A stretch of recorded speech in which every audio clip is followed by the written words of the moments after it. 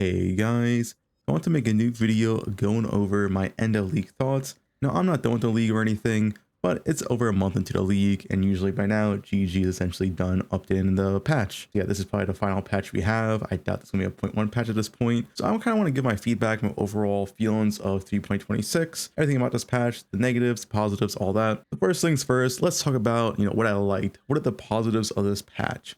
So I think the biggest one of this patch is easily tier 16.5 maps. Finally, it ended the tier 17 meta. Not exactly, there's still a lot of strats that are stronger in tier 17, but there's a lot more strats viable in tier 16.5s now, pretty similar to like old tier 16s of how it feels. So yeah, tier 16 or tier 16.5s are finally viable again for high-end farming. You're no longer in essentially tier 17 jail. You can farm a ton of different maps now. You're not just stuck in these 3 or 4 layouts because no one does settle anyway. You're able to play the maps you want, good layouts, not these long ones, pretty short maps, really fun. Tier 16 maps, in my opinion, are just a lot more enjoyable than tier 17 layouts. Also, because of this, a lot of new strats came out. Stuff that was previously bad, stuff like Breach, for example, which was pretty bad in tier 17 because, it's just way too enclosed for Breach. Came back in meta with 0.5s because, Breach in tier 16s is actually really good when you can juice it with more multipliers from tier 16.5s. So yeah, new strats came about because of this as well. I think this was overall the best thing about the patch is tier 16.5s, where, it just finally ended that tier 17 meta. We can go once again, go back to the tier 16 layouts, which in my opinion is just a lot more fun. Next is the mercs. So I really like mercs, really enjoyed it overall. There are some stuff I'll go over in a bit I don't like about it. But yeah, really fun to gear up. It made you think about a lot of interactions, gear you never used before. Common items that people never thought about before are now using them. Some items are increasing value because of mercs. Overall, I think mercs were an absolute fantastic addition to the game. I don't know if they're going to go core. There obviously is some major issues. But yeah, they were really fun to gear up. Mercs overall were just a really fun addition. I really enjoyed it. They also made new builds. Obviously, there's like Orobot in your merc. There's also builds that I built around the merc builds themselves, stuff like the Facebreaker build, using Rallying Cry to give yourself a bunch of flat damage. Really cool stuff about mercs. Also, the bonus currency mercs give. If you don't know, mercs give 50% more raw currency drops. Made early progression on day 1, day 2 a lot more enjoyable. I felt like I actually had currency to use. I actually had like Chaos Orb and stuff, which usually is not a thing day 1. Yeah, overall, mercs were really fun. I personally hope they do a core, but they would need a ton of balancing if that was the case. This was definitely a very fun mechanic to experience. Next thing is just a new crafting currency, the strands. Really powerful new crafting currency. They allowed for new interesting crafts, and you had to think about how you actually do these new crafts. It wasn't just like pure crafting power creep, which it is, but you actually had to think about how you wanted to go about crafting an item now with strands. Even just picking up rares off the ground on League Start, it was pretty good. You pick up like a good base rare with like 80 strands, and you can actually craft something that's worth money. So overall, strands as a whole, whether it's you're picking up off the ground or using the crafted currency, is a big win this patch. It kind of reminds me of the tier system in PoE 2, and I guess they kind of brought in PoE 1 with the strand system. Overall, I really like it. It might be a little bit too powerful on some high-end crafts, but besides that, I do think it was a great addition to the game. Uniques. This is one thing that I actually really enjoyed this patch, but we had some of the most fun and impactful new uniques we had in a very long time with this patch. There's a ton of new fun uniques to play and build defined uniques as well. Really nice. Not every patch we get like all these cool uniques. It's actually been, I would say quite a bit since we had a lot of cool uniques come into the game. This, we got like the amulet for like Forbidden Right. We got stuff like the Golden Flask, Wine of the Prophet, very fun and very strong. So yeah, new uniques are really cool and definitely some of the best uniques we had in a very long time. So I really do hope the unique design continues in this trend because yeah, these were really fun overall. That's mostly it for what I liked. Overall, I did really enjoy the 3.26 patch. A lot of new farm strategies, a lot of new builds, even though it is still mostly the same old meta, but new builds did get created because of the mercs. Overall, a very fun patch, mostly because it has been a year since we had a PoE 1 patch. If this was a regular 3-month patch, it probably would have been like, above average, but nothing special. Most likely because it's been a year since we had a patch, this felt a lot more fun than what a usual PoE league would, at least in my opinion. So now I just want to go for like, the mid / no real opinion, but the new pinnacle bosses are kind of forgettable almost. They weren't bad, but they don't really have the same impact as other pinnacles. Stuff like Shaper, Elder, Cyrus, Maven are like so much more memorable, and I can't really say why. Maybe because they're just kind of like, I don't know, almost like generic creatures, just no voice lines or whatever. But yeah, they weren't that exciting. And it's probably because they're also extremely easy. Now, of course, it is just the base Pinnacle version, not the Uber version. But, I remember my first time doing Maven, my first time doing Cyrus, Elder, and Shaper. They are all like, decently challenging for the first time I faced them in that patch. When Elder first came out in that patch, he was a little bit challenging. Same with Cyrus, same with Maven, same with Shaper. Shaper is a really easy boss nowadays, but when he came out in the original patch, he actually was hard and a lot of people could not do him. Obviously players improving all that, right? But for these bosses, they were just all really easy. I actually did all 3 bosses deathless, completely blind. One boss did bug out, and that bug out boss did die because I had to reset it. But besides that, yeah, I pretty much did all 3 bosses deathless, 100% blind, just face tanked everything. So in my opinion, they were a little bit too easy. I was playing Slams Berserker, but it's not a tanky build. It's like mid tank. You're not that tanky. So if Slams Berserker can tank every single ability, that means probably most builds tanked every single ability besides maybe Deadeye. So yeah, they were a little bit too easy, and I guess maybe their design is not that memorable or something. But they definitely don't have the same impact of stuff like Shaper, Elder, Cyrus, and Maven, at least in my opinion. That's how I feel about them currently. Maybe when they have their Uber design variants, I'll feel different, but definitely don't have the same impact for me. Now I want to go over what I disliked. So there definitely was quite a few things about this patch I disliked, and I do hope GG does improve on it. It does worry me for the future of PoE1, especially this first one, and this is the lack of communication and empty promises. So yeah, this I was kind of the most unhappy about. Week 1, we were told there'll be improvements to petals. It simply never happened. To show you the proof right here, this was the post from week 1, June 16th. And they said, additionally, we're looking at making some improvements to the memory skills granted in maps influenced by the originator. We'll have more updates later this week. This simply never happened. Petals still kind of feel kind of mid, kind of bad to use, not that impactful unless you're doing a unique farm strat. So yeah, so stuff like this always really irritates me, is when they say something then this is your follow-up, is your mention later on. Unfortunate. And unfortunate, this happened twice. Week 2, we were then told, oh, there's going to be an update on flickering. 3 weeks later, there is still no update to the flickering of the game. Even if they just said, oh, this is taking longer than expected, that would be fine. But the complete lack of communication is definitely really disappointing. Right here is the post just for the proof. June 26th, so around the 2nd week. And they said visual flickering. We're aware that gameplay elements in the game UI will start flickering in and out when gameplay gets a bit hectic. The engine team is urgently looking at this, and we're hoping to have an update on this issue next week. So honestly, it's been 3 weeks now. No updates, no communication. Like I said, if they can't fix it, that's fine, but at least say something, right? The fact that there's literally no communication whatsoever for 2 things in the same patch is kind of a disappointment. I do expect better from GEG. It feels like they just kind of almost abandoned PoE1 and just straight went to PoE2, which is probably the case most likely. Also, no 0.1 patch or 0.1 patch.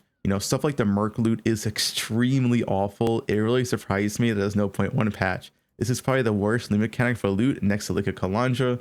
Getting 6 transmutes from a tier 17 Merc or an infamous Merc just feels terrible. I'm really not sure why they just never buffed the Merc loot. Of course, Mercs do give you that passive bonus party play loot, that 50% increased currency, but the Merc loot itself should still be exciting. You should be excited to see every Merc in a map, or at least every infamous Merc, but you're not, because more than likely you're getting 1 or 2 chaos at most, and then maybe in 1 in 200 maps you might see 1 divine. So yeah, Merc loot's extremely disappointing, and unfortunately this might be the first and only Path of Exile patch that does not have a 0.1 patch. And personally, that does worry me for the future of PoE1. If they're just going to release a PoE1 patch and then just kind of abandon it to work on PoE2, if that's going to be the future of PoE1, that is a little bit worrying. I do hope they, actually pay a little bit more attention to PoE1. Just give us small stuff, right? I don't think it's asking for much, just to have a little bit better communication. And also, if the lead mechanic loot is so terrible, just, let's buff it, right? This is definitely my biggest complaint of the patch. Next is the petals. I think overall these are just poorly designed. They're only impactful if you're doing some unique monster strat. Stuff like Rogue Exiles or Cool Mac or Blight. If you're doing anything else, it feels really not impactful whatsoever. They don't even feel good to use. You have to stop attacking, walk up to monsters, use the petal, and then kill them. So if you're playing a ranged build or something, it feels really bad that you just, you cannot attack. You have to walk with the mobs and press the button. Overall, I feel like petals are just an overall fail. They need a complete redesign, in my opinion. What I would like to see is more so petals just be a passive modifier on maps. Therefore, it's kind of scales the same for all strats. So when you're doing a strat that kills a lot of monsters or kills a little amount of monsters, it's the same impact. So say 20% of mobs you kill gets the petal effect. I think that'd be a nice improvement. Either way, I do want the overall pedal system to be redesigned because I don't think the current system, like walking up to mobs, then using the pedal and then killing the mobs, is like good gameplay. It's really not that fun, and overall, it doesn't really feel that impactful unless once again you're doing some unique strat like row exiles or like coolmech. Next is the Egon memory maps. So these maps right here from this guy, the new person.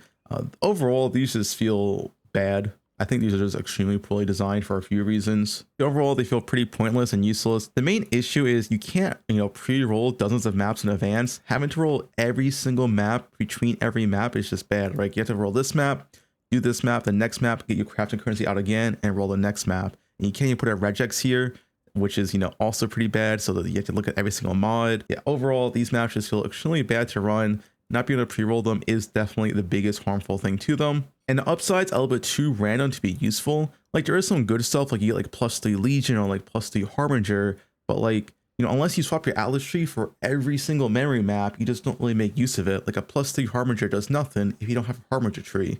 So I would like the rewards to be more targeted. I would like to be able to, pre-roll dozens of maps in advance, and then maybe, these could be useful and these could feel impactful. But currently, I feel like these don't even have a place in the game. It's just really to farm the new pinnacle bosses, and that's about it. But I feel like they also should be part of juicing, right? At least that's just my opinion. Next is the poor Merc balance. So yeah, Doriani Merc being this dominant with no downside, it's just pretty poor balance. It just twisted the meta into pretty much pure lightning builds at the top end. Unfortunately, pretty much everyone I know predicted this week 1. I was saying it as well. It's like, oh, there's no way Doriani Merc's going to survive, because they do. It's just going to like completely ruin the balance of the game. And yeah, I guess she didn't care, didn't think it was a problem, and just let it slide. Power creep is fine in a game, but -2% lightning resist, like 4 to 5 times more damage, this is way too much. I'm really disappointed that GG just let this through. The fact that like I said, like everyone knew this was going to be like an issue if it was a thing, and then GG just lets it be a thing, is kind of disappointed. Merc should have been capped at like, I don't know, maybe -50 res, maybe 0% res or something, and it still would have been good. Allowing Doriani to exist, in my opinion, was just a complete mistake. Really not sure why they let this through. Once again, it could just be an issue where, they quickly put out this patch and then they went to work on PoE2, and therefore, they didn't go back and fix a lot of this. Who knows? But yeah, definitely disappointed with this, because it's like, it was so obvious. Everyone said it and they just let it slide. Next is a pretty big issue of mine this patch, and that is map rolling. So while tier 60.5s are great, I do like them, they're just so awful to roll compared to tier 17s. And if you're not sure why, tier 17s are guaranteed 1 tier 17 prefix and 1 tier 17 suffix, and they also always roll 6 mods. Tier 16.5s don't have that. You're not guaranteed to roll tier 17 modifiers, and you're not guaranteed 6 modifiers.